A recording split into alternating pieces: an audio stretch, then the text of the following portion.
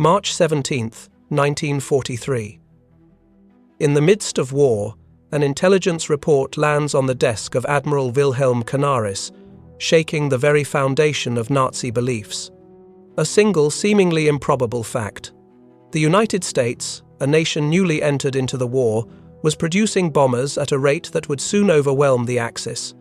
The year is 1943, and the world is consumed by the flames of World War II.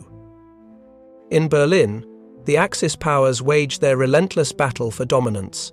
The German High Command is poised on the brink of their greatest miscalculation, an error that would doom the Third Reich to ultimate defeat. The United States, a vast and seemingly unwieldy nation, has harnessed the power of its industrial might, turning out aircraft with a speed that stunned German intelligence. The Ford Willow Run plant, a factory in Michigan, is producing bombers, specifically the B-24 Liberators, at a pace that Germany cannot comprehend. It is here that the fate of the war begins to shift, as the Nazi leadership refuses to believe the unthinkable. The United States is capable of outproducing them. Commander of the Luftwaffe, Hermann Göring, dismisses the intelligence as American propaganda. He believes that no nation can produce such complex machines at a rate faster than the German war machine itself. Despite growing evidence and warnings, the Nazi leadership, including Hitler himself, continues to underestimate the scale of American industrial production.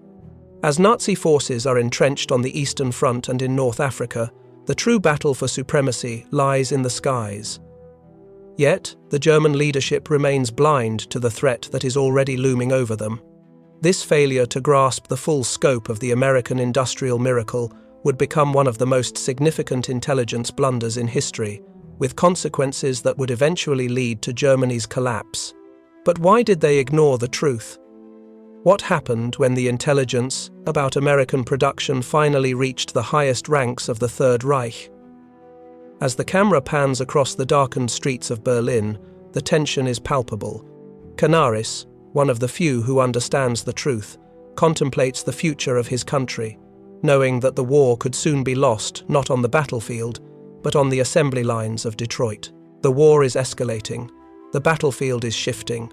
The world is caught in the whirlwind of military strategies, with the Axis powers struggling to maintain control and the Allies finding new ways to turn the tide.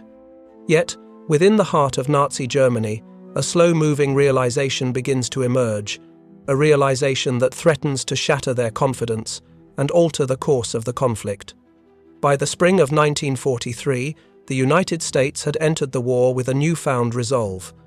While the German military had spent years preparing for battle, the Americans had transformed their factories into war machines. The Ford Willow Run plant, located in the heart of Michigan, was producing B-24 Liberators at a staggering rate of 1 per hour. The speed and efficiency of the production process were unprecedented, and it would soon become clear that the United States had tapped into an industrial power that Germany simply could not match. Admiral Wilhelm Canaris, chief of German military intelligence, has seen the reports. He knows that something is wrong. His own agents, embedded in Mexico City and other parts of the Americas, have been sending him contradictory information. One source, a German agent in Detroit, claims that the Willow Run factory is operating at full capacity, cranking out aircraft at a rate that defies logic. Another report from a Mexican businessman, sympathetic to the Germans, insists that Ford's production lines are unlike anything seen in Europe. Canaris' mind races as he tries to piece together the puzzle. He reads through the reports again, tracing the intricate details. It becomes undeniable. The Americans are building bombers at a rate that could overwhelm the German Luftwaffe and change the course of the war. But still, Göring and other top Nazi officials refuse to accept the truth.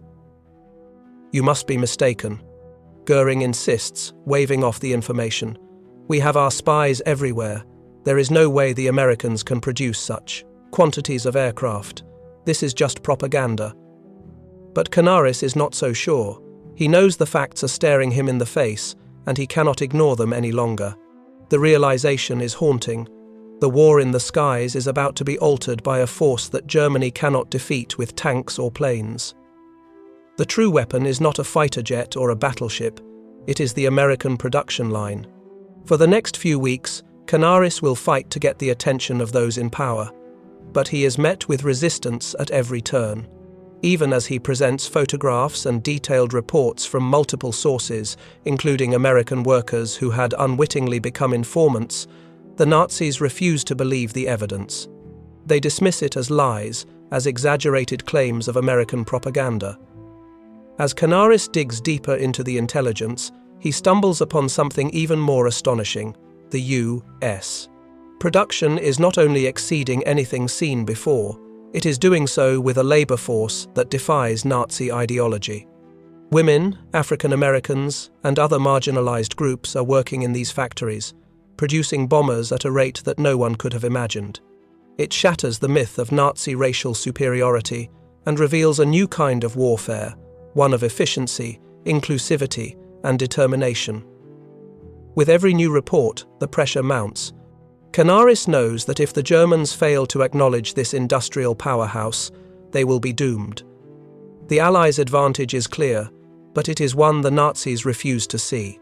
As the camera pans across a dimly lit war room, Canaris stands before a map of Europe, his eyes scanning the positions of German troops. He knows that the war cannot be won without the skies, but he also knows that even with all the intelligence in the world, the battle for air supremacy may already be lost. The question hangs in the air: how will this industrial revolution change the battlefield? Will the Germans finally believe the truth before it's too late? The summer of 1943 arrives, and the tension in the air is thick with the weight of inevitable change. The German leadership, still stubbornly clinging to outdated ideologies and misconceptions, continues to dismiss the reports flooding in from across the Atlantic. But the reality of American production is undeniable, and soon it will become clear just how catastrophic this oversight will be for the Axis powers. It begins with the relentless air raids over Europe. The Allied bombers, the B-17 Flying Fortress and B-24 Liberator, dominate the skies.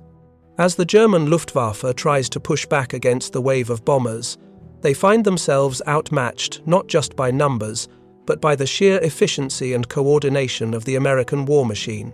The Allies are no longer dependent on a few heroic pilots. They have overwhelming firepower that is constantly being replenished, a constant stream of bombers coming off the production lines in Michigan. The turning point is marked by one of the most critical air battles of the war. It is known as Big Week, a 6-day period in February of 1944, when more than 1,000 Allied bombers raid the heart of Germany's aircraft factories. The Germans, caught off guard by the sheer number of bombers and their unyielding accuracy, are forced into a defensive position.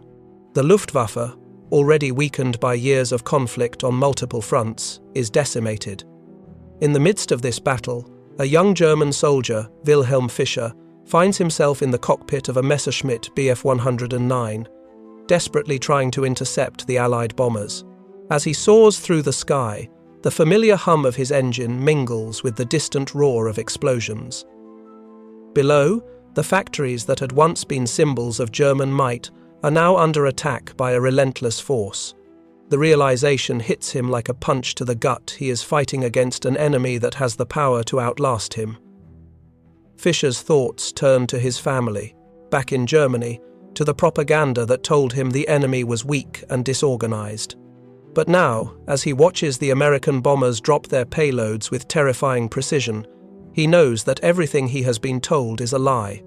Back in Michigan, on the factory floor of Willow Run, an entirely different kind of sacrifice is being made. Rose Willow Monroe, one of the women who had answered the call to work in the factory, stands side by side with thousands of others. Her hands, once unfamiliar with the tools of industry, now move with mechanical precision, fastening rivets to the body of a B-24 Liberator.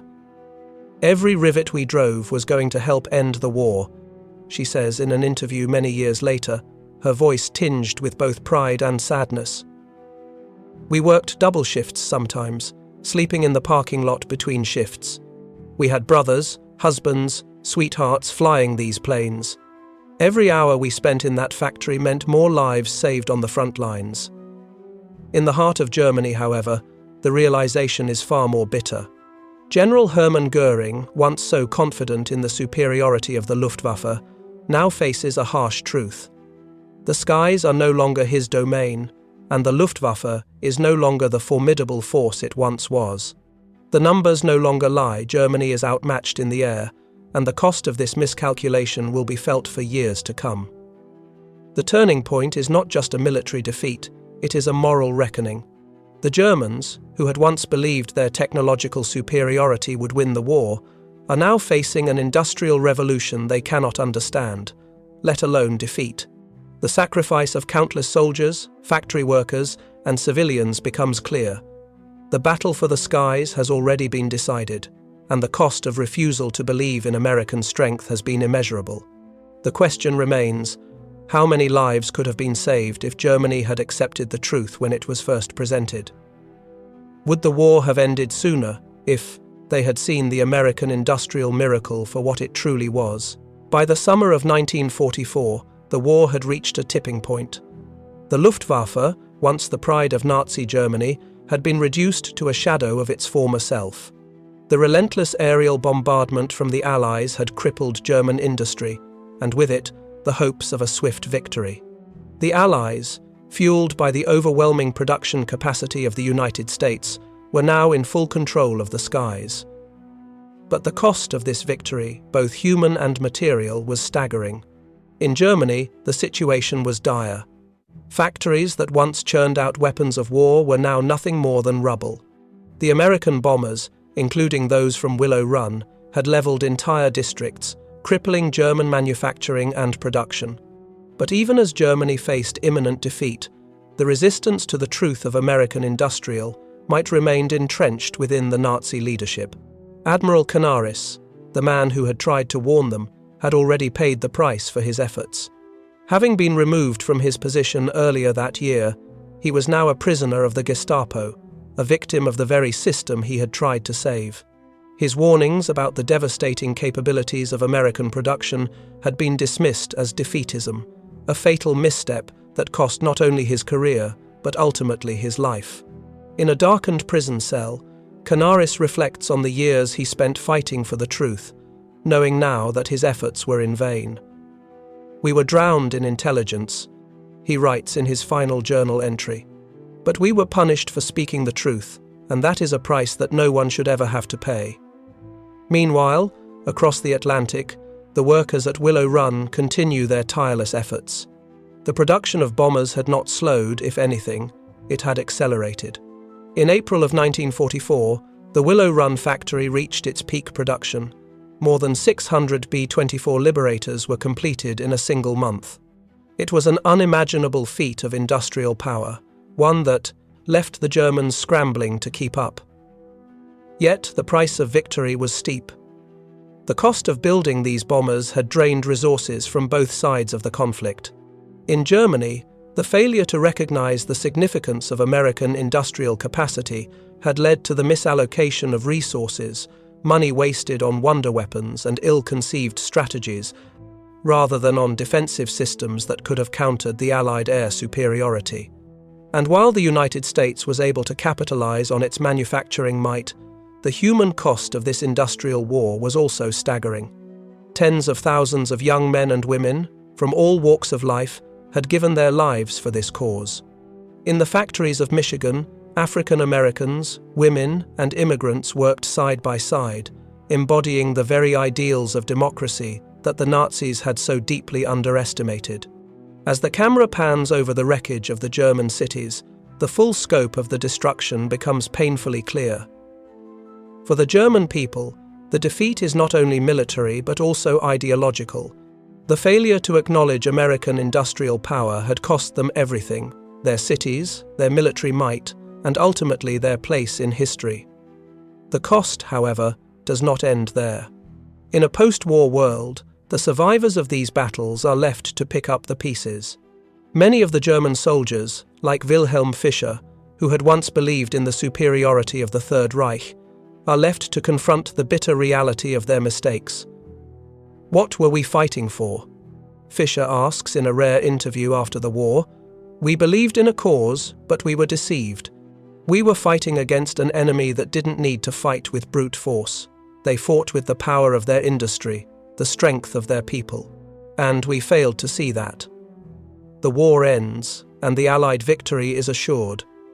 But the question remains: how different would the outcome have been if Germany had believed the intelligence about American production in 1943? How many lives would have been spared if the Nazis had recognized the truth and adjusted their strategy accordingly? As the survivors of both sides reflect on the war's aftermath, one thing becomes clear. The conflict was not only one of armies and weapons, but of ideas. The Allies won not just through military might, but through the power of innovation, inclusion, and the belief in a future shaped by the strength of its people. The war is over. The ruins of Europe lie scattered across the horizon, but amid the devastation, a new world is emerging. The Allied victory is not just a military conquest, it is a testament to the power of industrial innovation, human resilience, and the ideals of democracy. The factories of Willow Run, which had once churned out bombers at a pace the world had never seen, stand as a monument to what can be achieved when a nation commits to its cause. Yet the true legacy of World War II is far more than just the defeat of the Axis powers. It is the realization that the power of a nation's industrial capacity can alter the very course of history. The B-24 Liberators, constructed in the heart of Michigan, helped tip the balance of power in the skies. The sheer scale of American production was a force that the German war machine could not hope to match. For the soldiers who fought, for the workers who built, and for the leaders who believed, the cost of victory was high. But the impact of the war extends far beyond the battlefields and factories. It has left an indelible mark on the very fabric of history. One of the greatest legacies of the war is the recognition of those who made it possible. The workers at Willow Run, often overlooked in the grand narrative of war, became known as the Riveters, symbolizing the strength and determination of women and marginalized groups who contributed to the war effort. Their contributions were vital, not only in producing aircraft, but in challenging long-held societal beliefs about gender and race. Rose Wilhelm Monroe, one of the women who worked on the B-24 assembly line, became an iconic figure, her story of resilience and dedication inspiring generations to come. In Germany, however, the aftermath of the war was different. The Nazi leadership, who had refused to acknowledge the full potential of their enemies, paid the ultimate price. Admiral Wilhelm Canaris, who had seen the truth of American industrial power early on, was executed by the Nazis, a tragic casualty of the regime he had once served. But his death would not be in vain. His efforts to bring the truth to light would be remembered by future generations, a cautionary tale about the dangers of ideological blindness. For the German soldiers, like Wilhelm Fischer, who had fought with the belief that their cause was just, the post-war years were filled with questions and regret. Fischer, now an older man, reflects on the war with a somber understanding. "We thought we were superior," he says, his voice heavy with sorrow. "We failed to see that our strength was not in our machines or our ideology. It was in our ability to adapt, to believe in the future we were fighting for, and we failed to do that." In the years following the war, the world would see the rise of new global superpowers, the United States, bolstered by its industrial might, and the Soviet Union, strengthened by its vast resources and military strategies. The Cold War would follow, but the lessons of World War II would resonate across the globe. The story of Willow Run, of the workers who built the planes that helped win the war, would become a symbol not just of American strength, but of the power of unity and diversity in the face of adversity. And as history moves forward, the story of the failure of Nazi intelligence, the refusal to believe in the overwhelming industrial might of the United States, serves as a reminder. Reality does not bend to ideology. The lessons learned from that tragic mistake are profound. Leaders must be willing to face the truth, even when it contradicts their most cherished beliefs. The war may have ended, but its lessons live on, shaping the world we know today. The strength of a nation is not only measured by its weapons or its military strategy, it is found in its capacity to adapt, to innovate, and to believe in the power of its people. As we look to the future, one question remains. How will the world use these lessons?